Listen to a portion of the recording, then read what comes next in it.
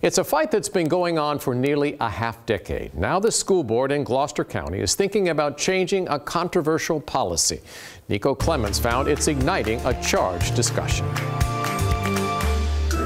A community divided. This is a harmful stereotype that we need to adamantly stand against. God created man in his own image. Tonight, the Gloucester County School Board discussing the possibility of changing the current bathroom policy. And they want to hear what the public has to say. The school board adopted their current policy in 2014, which says boys use the boys' bathroom. Girls use the girls' bathroom, and students who fall outside the gender binary use an alternative private bathroom.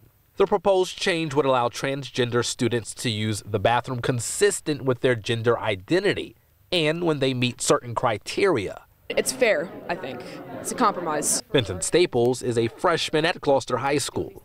He's a transgender student, born a female but now identifies as male. Really deeply consider, like everyone, that this policy is affecting. But there's mixed reaction. God created us male and female. Kenny Smith spoke for a few minutes with a Bible in his hand. He thinks the current policy is best. Just because it becomes comfortable and because it becomes normal doesn't always mean that it's right. This has been a topic of discussion in Gloucester for several years. Just a few years ago, the Gloucester County School Board forced Gavin Grimm, who is transgender, to use a private restroom. Any policy prohibiting trans students from equal access to public spaces is exclusively malicious. Grimm, born a girl, sued for the right to use the boys' bathroom. The trial is set to start in a few months. And anything less than full and equal access is a disservice and an insult to their precious lives.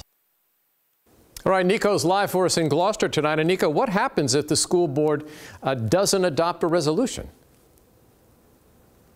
Well, David, the attorney for the school board says ultimately if the proposed resolution is not adopted, that lawsuit against the school board will go forward and the school board loses the opportunity to craft its own policy. Now, keep in mind, David, the school board did not make any decision tonight.